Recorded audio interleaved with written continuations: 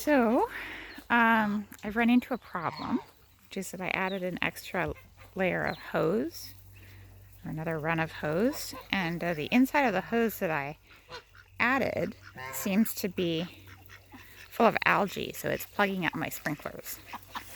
So I've just been running this hose for a while to try and get all the algae out. With the added bonus that, oh my goodness, look at them. They're swimming. I don't know if you can see, I have like a chunk of concrete in there so that they can get out, because if the water is real high they can sometimes get up over the lip, but if it's not super high but it's still, see he's having trouble there, it's not super high but it's still a little bit high, they can drown, like even if it's not over their heads, because they just can't get out and they get waterlogged and get chilled and pulled down. So you can see they're not trying to get out on that side right now. Oh, there's one. Smart goose. Oh. Oh my goodness.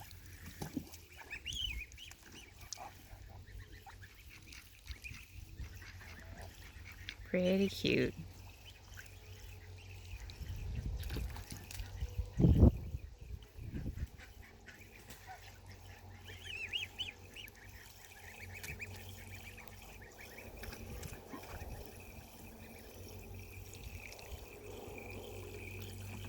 There you go.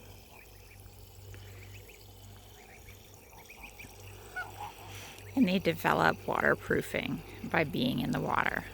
So because my water tends to run, like, as soon as it's full, someone will jump in it and flap all the water out.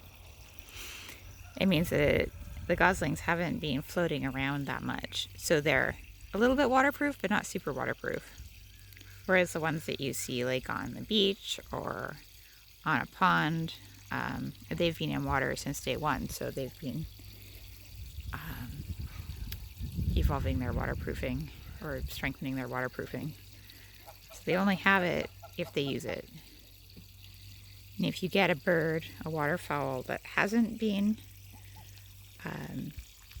in the water a lot, you have to give them water like a little bit every day and make sure they can get out until they develop the waterproofing on their feathers. Like if you just suddenly give them a lot of water, they'll spend a lot of time in it and it'll be real bad for them. So you have to kind of work them up to it.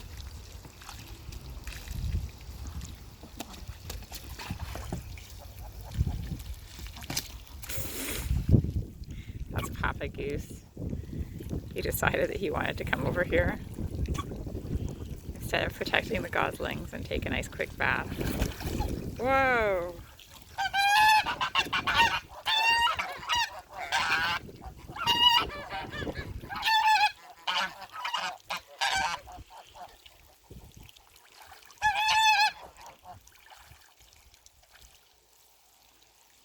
And you can see he's extremely waterproof.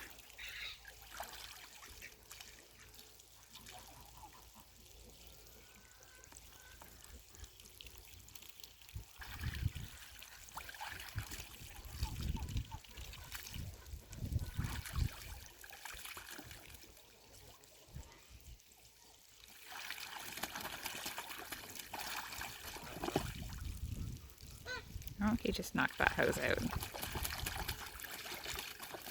Which is pretty normal. What they do is they knock the hose out and then they flap all the water out, as he is doing right now.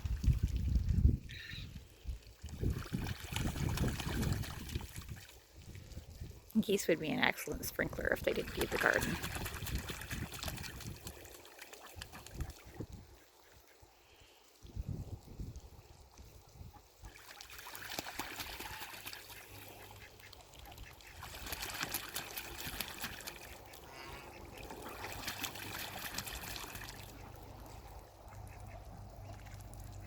There are the ducks and geese. The ducks especially are filter feeders, so when there's water, they kind of pass the water through their beaks and it sprays out the side. You can kind of see.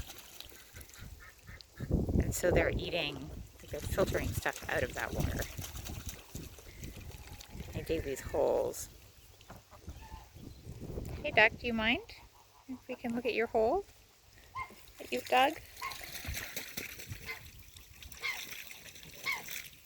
But only if there's a bunch of water. If there's not a bunch of water, they won't dig holes.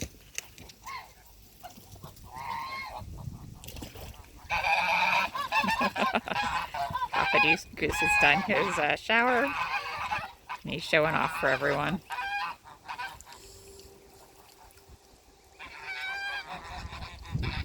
And the goslings are drying themselves off over there in the sun. Meanwhile,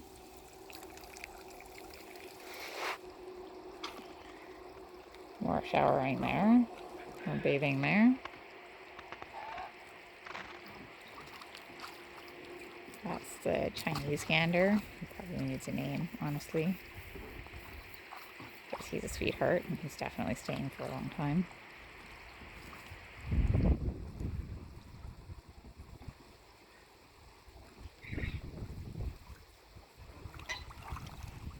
I don't really name animals because I think I should. I name them because I need to distinguish them from others when I'm talking about them. And I name them because they have attributes that just make sense to describe them by.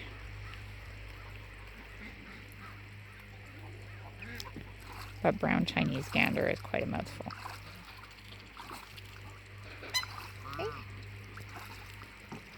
Are you just tucking your foot up, or are you okay? Can't tell what's going on with you. Oh, you're walking fine. I've just had so many issues lately. Well, a couple issues. And I'm paranoid about everyone being alright, so I keep an eye on them. Especially right now.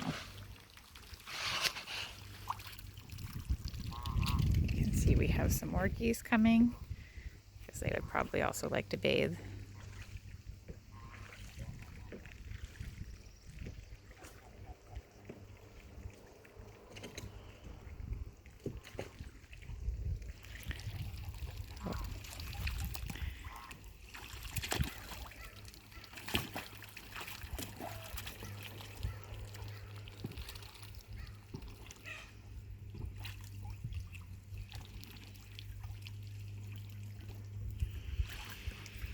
I need to put that hose back in there, and usually I put it under the piece of concrete. Okay, mister, I need to get in here, so you're gonna have to, well, I guess it doesn't really matter that much. You can stay in there if you want, which you are.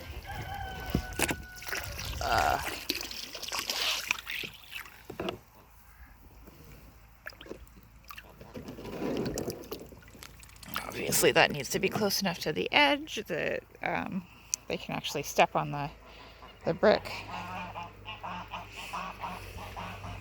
to get out. Otherwise they just end up stuck on the brick in the middle, which doesn't help anyone.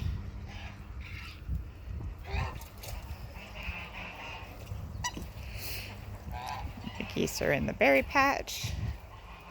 I'm curious to see how they're interacting with my berry bushes here. But those round bushes are my haskaps. What are you eating? So that one gosling to the right is eating dandelion leaves. Actually, two of them are eating dandelion leaves that I can see. It's good to know what they like and what they eat preferentially.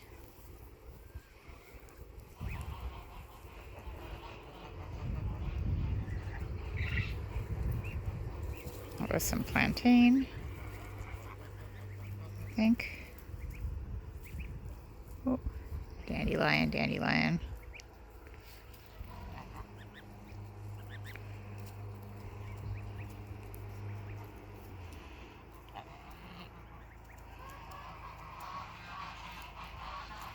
Not sure what they're eating down there. I'm definitely impressed by how well they're doing with no fancy like baby chick starter or anything like that. Just lots of grass and whatever grain they eat from out of the adult bowl, which they definitely do swing by there a couple times a day. Apparently they like dandelions. That's good to know. And here's this one little baby who's stuck. Oh, probably not going to come closer if I'm there. Now he's around. He can go join the other babies. Oh yes, you're very sweet, miss. You're a good mom. And there we have our bathing lineup.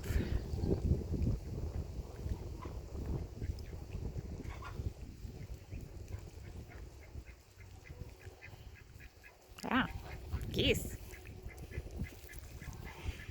I've been weeding the garden and tossing the grass here, and you can see that they've left the roots for the most part, but they've eaten all the tops of the weeds.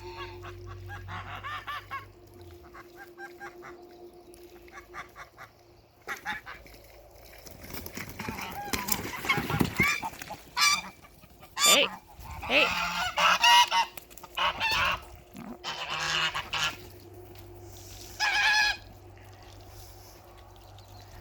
No wonder you're so roughed up. You're fighting a lot. Tisk.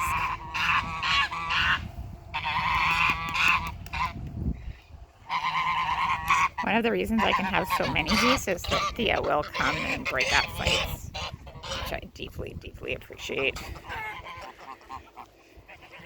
She used to break up mating, but we came to an agreement about that.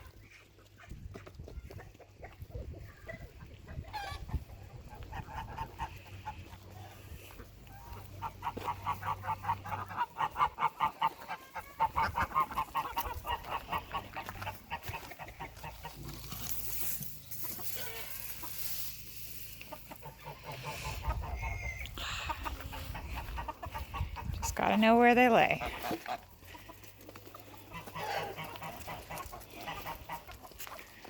Meanwhile,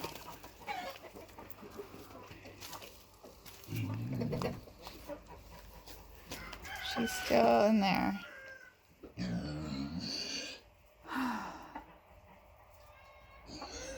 And they sort of separated themselves into two nests there, which I think will go better.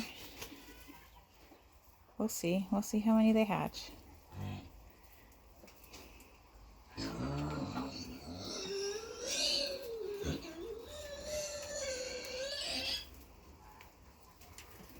Well, I'm going to take this egg inside and do some chores. You all have a good afternoon.